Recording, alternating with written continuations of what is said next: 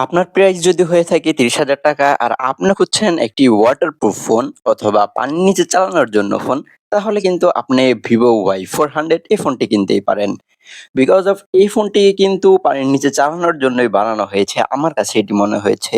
হাস্যকর হলেও কিন্তু এটিই সত্য।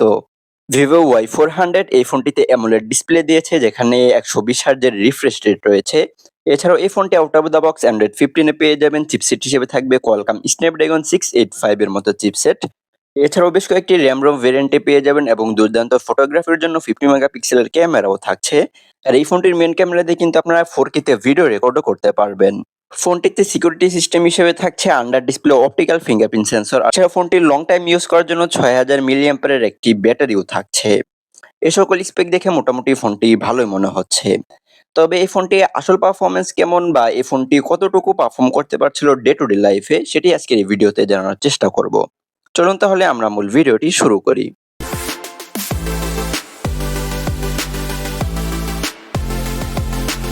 প্রথমে যদি ফোনটির বিল্ড কোয়ালিটি এবং ডিজাইন নিয়ে কথা বলি তাহলে ফোনটির ব্যাক সাইড এবং ফ্রেমে প্লাস্টিক ব্যবহার করা হয়েছে। আর ব্যাক সাইডে কিছুটা টেক্সচার রয়েছে, বিশেষ করে সাদা কালার যে ফোনটি রয়েছে হোয়াইট কালার, সেটি কিন্তু এই টেক্সচারের জন্য কিন্তু আরো ভালো লাগছে ফোনটি দেখতে। পিছনের টেক্সচারের জন্য কিন্তু দূর থেকে ফোনটির ব্যাক সাইড দেখে মনে হচ্ছিল এখানে গ্লাস ব্যবহার করা হয়েছে। আর ফোনটির ওয়েট হচ্ছে ১৮২ গ্রাম এবং থিকনেস হচ্ছে 7.7 মিলিমিটার। ভিভোর এই ফোনটিতে ২টি ন্যানো সিম কার্ড স্লট থাকছে, তবে এইচডি কার্ড মেমোরি ব্যবহার করার জন্য কোনো প্রকার স্লট থাকছে না। আর ভিভোর এই ফোনটিতে low pressure water jet IP65 এর মতো রেটিং থাকছে। দেন যদি ডিসপ্লে নিয়ে কথা বলি তাহলে এই ফোনটিতে 6.67 ইঞ্চির একটি ডিসপ্লে থাকছে যেটি OLED প্যানেল। এই ডিসপ্লেতে 120 হার্টজের রিফ্রেশ রেট থাকছে এবং HDR এর সাপোর্ট থাকছে। তার সাথে 1300 নিটসের HBM থাকছে এবং 45 নিটসের পিক ব্রাইটনেস থাকছে। ইনডোর এবং আউটডোরে এই ফোনটি মোটামুটি বেশ ভালোভাবে ইউজ করা যাচ্ছিল। ভিজিবিলিটি নিয়ে খুব একটা ইস্যু ছিল না। কন্টেন্ট ওয়াচিং এর জন্য এই ফোনটিতে 1080x2300 পিক্সেলের রেজোলিউশন থাকছে। আর পিক্সেল ডেনসিটি হচ্ছে 388 PPI। এখানে 400 প্লাস থাকলে অবশ্যই ভালো হতো। আর এই ফোনটির স্পেক রেশিও হচ্ছে 20:9।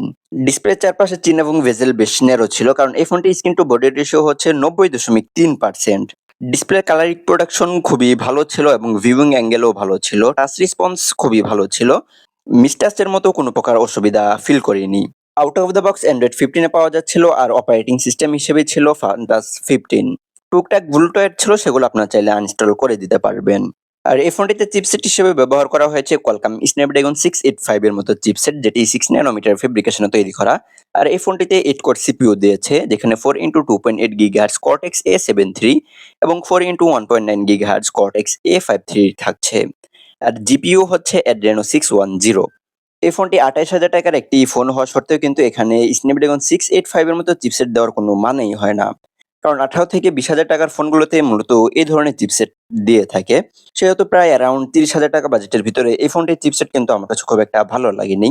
মূলত চিপসেট না, এই ফোনটির পারফরম্যান্সটা আমার কাছে খুব একটা ভালো লাগেনি। আপনারা টুকটাক গেম প্লে এই ফোনটি দিয়ে করতে পারবেন। ফ্রি ফায়ারটা হাই সেটিংস এ খেলতে পারবেন। তবে PUBG এবং কল অফ ডিউটি বা অন্যান্য হাই গ্রাফিক্সের যে সকল গেম রয়েছে সেগুলো কিন্তু এই ফোনটি দিয়ে হাই সেটিংসে খুব একটা স্মুথলি খেলা যাচ্ছিল না। আর মোটামুটি ২০ থেকে ৩০ মিনিট গেমিং করার পরেও কিন্তু ফোনটি বেশ ভালো রকমের ফ্রেম ড্রপ এবং ল্যাটেন্সি ইস্যু ছিল। তার সাথে গরম তো ছিলই। মোটামুটি বেশ ভালোই হিট জেনারেট করছিল এই ফোনটি। আর আপনারা যারা এই ফোনটি দিয়ে কনটেন্ট ক্রিয়েট করতে চান বা কনটেন্ট ক্রিয়েশন করতে চান, তাদের জন্য যে ভিডিও এডিট রয়েছে সেটি কিন্তু এই ফোনটিতে আপনারা খুব একটা স্মুথলি বা শান্তিমতো করতে পারবেন না। মোটামুটি ভিডিও রেন্ডার হতে কিন্তু বেশ ভালো রকমের সময় লাগছিল। আর এই ফোনটি দিয়ে ডে টু ডে লাইফের টাস্ক আপনারা ভালোভাবেই হ্যান্ডেল করতে পারবেন, কোনো প্রকার অসুবিধা হবে না। ২টি RAM ROM ভেরিয়েন্টে পাওয়া যাবে। এই ফোনটি বেস ভেরিয়েন্ট শুরু হচ্ছে 8GB RAM 128GB ROM থেকে। এছাড়াও 8GB RAM 256GB RAM ROM এর ভেরিয়েন্ট থাকছে। আর এই ফোনটির RAM টাইপ হচ্ছে LPDDR4X এবং ROM টাইপ হচ্ছে UFS 2.2। এখানে UFS 2.2 না দিয়ে যদি অন্য কিছু দিত অথবা 3.0 দিত তাহলে কিন্তু খুবই ভালো হতো। ROM ম্যানেজমেন্টটা একটু স্লো ছিল। অর্থাৎ ফাইল ট্রান্সফার করতে গেলে ফোনটা কিছুটা স্লো কাজ করছিল। দেন যদি এই ফোনটির ক্যামেরা সেকশন নিয়ে কথা বলি তাহলে এই ফোনটিতে ডুয়াল ক্যামেরা সেটআপ থাকছে। যার মেইন ক্যামেরা থাকছে 50 মেগাপিক্সেল 1.8 অ্যাপারচার একটি ক্যামেরা। তার সাথে 2 মেগাপিক্সেল 2.4 অ্যাপারচার একটি ইউজলেস ক্যামেরা থাকছে। আর যে 50 মেগাপিক্সেলের মেইন ক্যামেরা ছিল এই ক্যামেরা দিয়ে আপনার সর্বোচ্চ 4K 30 FPS এ ভিডিও রেকর্ড করতে পারবেন। আর 1080p তে 60 FPS এ ভিডিও রেকর্ড করা যাচ্ছিল। মেইন ক্যামেরার ছবির কোয়ালিটি আমার কাছে খুব একটা ভালো লাগেনি। এক্সপোজার ব্যালেন্স খুবই বাজে ছিল। ব্যাকগ্রাউন্ডে যদি বেশি হার্শ লাইট চলে আসছিল তাহলে কিন্তু ছবিগুলো খুব একটা ভালো দেখা যাচ্ছিল না। দেন মোটামুটি কন্ট্রাস্টের পরিমাণ আমার কাছে ঠিকঠাকই লেগেছে। ওয়ার্ম টোন মোটামুটি ছিল, খুব একটা বেশি ছিল না। আর লো লাইটে ফটোগ্রাফি কিন্তু এই ফোনটি খুব একটা ভালো ছিল না। বেশ নয়েজ চলে আসছিল ফোনটির ছবিগুলোতে। আর সেলফিতে 8 মেগাপিক্সেলের একটি ক্যামেরা দিয়েছে, সেখানে 2.0 অ্যাপারচার থাকছে। আর সেলফি ক্যামেরা দিয়েও কিন্তু 8K 30 এফপিএস এ ভিডিও রেকর্ড করা যাবে। আর 1080p তে 60 এফপিএস থাকছে। আর সেলফি ক্যামেরার কোয়ালিটি মোটামুটি বেশ ভালোই ছিল। ফেসগুলো খুব একটা সফট করে দিচ্ছিল না। দেন কালার রিপ্রোডাকশনও ভালো ছিল। কন্ট্রাস্টের পরিমাণ খুব একটা বেশি ছিল না। আর ছবিগুলোতে খুব একটা ওয়ার্ম টোনও ছিল না। আর ফোনটি যদি স্টেবল ভাবে ভিডিও রেকর্ড করতে পারেন সেলফি এবং মেইন ক্যামেরা বোথ, তাহলে মোটামুটি ভালো একটা স্টেবল ফুটেজ পেয়ে যাবেন। আর যদি আপনার হাত বেশি নড়ে তাহলে কিন্তু একটু শেকি ভিডিও পাবেন। আর ২ টি ক্যামেরায় পোর্ট্রেট মোডের ছবি মোটামুটি ভালোই ছিল। তবে এর থেকে বেটার আমি এক্সপেক্ট করেছিলাম। কিছুটা আর্টিফিশিয়াল মনে হয় এই ফোনটির ছবিগুলো। এই ফোনটিতে ডুয়াল ব্যান্ড ওয়াইফাই সাপোর্ট করছে আর ব্লুটুথ ভার্সন হিসেবে থাকছে 5.0। এনএফসি সাপোর্টটা থাকছে না। তবে USB type C 2.0 OTG support থাকছে। আর এই ফোনটি সিকিউরিটি সিস্টেম হিসেবে থাকছে under display optical fingerprint sensor, যেটি মোটামুটি বেশ ফাস্ট অ্যান্ড অ্যাকুরেট ছিল। এছাড়াও অ্যাক্সেলেরোমিটার সেন্সর এবং প্রক্সিমিটি সেন্সর থাকছে, তবে জাইরো সেন্সরটা থাকছে না। অ্যারাউন্ড 30K বাজেটের একটি ফোন হওয়া সত্ত্বেও এই ফোনটিতে কেন জাইরো সেন্সর দেয়নি সেটা আমি জানি না। এখানে অবশ্যই জাইরো সেন্সরটা দেওয়া উচিত ছিল। নট অনলি 30K বাজেটের ফোন, আপনি যদি 10,000 টাকার বাজেটের ফোন কেনেন তাহলে আমার কাছে মনে হয় যে এই সময় এসে দাঁড়িয়ে প্রত্যেকটা ফোনে জাইরো সেন্সরটা দেওয়া উচিত। যেহেতু এই ফোনটিতে জাইরো সেন্সর দেওয়া হয়নি সেহেতু গেম প্লে করতে গেলে কিছুটা আনইজি ফিল হবে। কারণ গেম খেলার জন্য কিন্তু অবশ্যই জাইরো সেন্সরটা প্রয়োজন।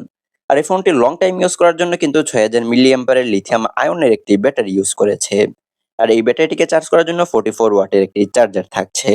পার্ল হোয়াইট এবং ডাইনামিক গ্রিন এই দুইটি কালার ভেরিয়েন্টই থাকছে ভিভো Y400 এই ফোনটি।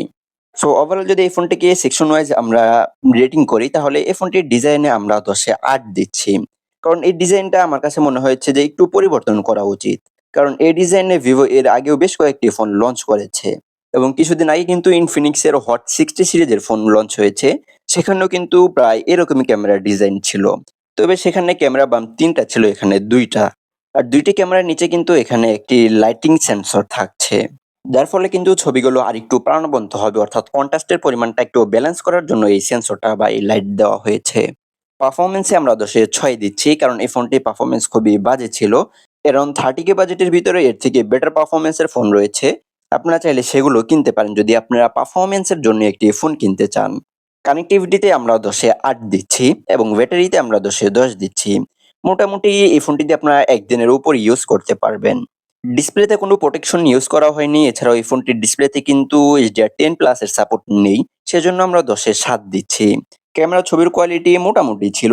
এই বাজেটের ভিতরে অন্যান্য যে সকল ফোন রয়েছে সেগুলো থেকে কিন্তু এর থেকেও বেটার পারফরম্যান্স পাওয়া যায় ক্যামেরা থেকে। সেজন্য আমরা এই ফোনটি ক্যামেরাতে 10 এ 4 দিচ্ছি। ফিচার এবং ইউজেবিলিটিতে আমরা 10 এ 8 দিচ্ছি।